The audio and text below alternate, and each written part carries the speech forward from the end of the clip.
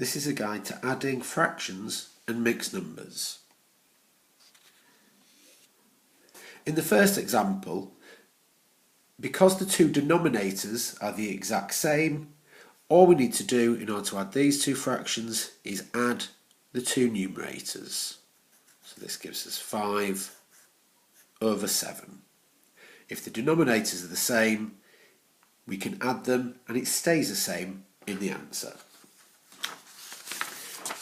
In the second example, we'll see that here we've got different denominators, 7 and 5. The first thing we need to do is to find the lowest common multiple of 7 and 5, so the smallest number in both the 7 and the 5 times table. This is 35. So what we need to do is find two equivalent fractions for each of these, with 35 as the denominator. For this fraction on the left, we multiply 7 by 5 to make 35, so we would have to do the same to the number at the top, so 2 times 5 is 10.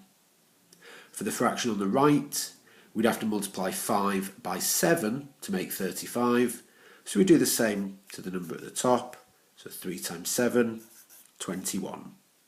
Because the denominators are now the same, we can add these two fractions, so 10 plus 21 is 31, and the denominator stays the same.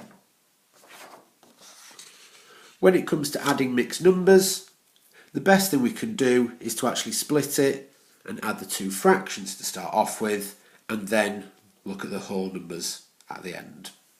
So here, if we do 3/4 plus 2/3, we can't add them in the format they are now, we've got to have the denominators the same. Lowest common multiple of 4 and 3 is 12. So we need to find two fractions that have 12 at the bottom. For the fraction on the left, we've multiplied the bottom number by 3 to get from 4 to 12, so we do the same to the top. 3 times 3 is 9.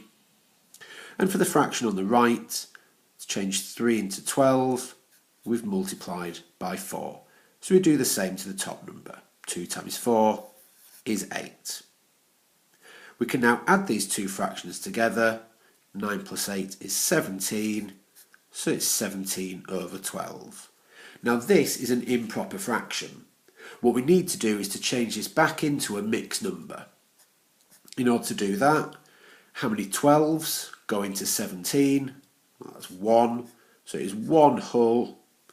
And how much left over then? Well, there's 5 twelfths left over. So this is what we get when we add the two fraction parts together.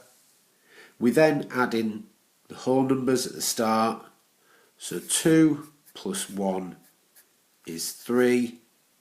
Combine these two together now. So 3 plus 1 and 5 twelfths gives us a final answer of 4 and 5 twelfths.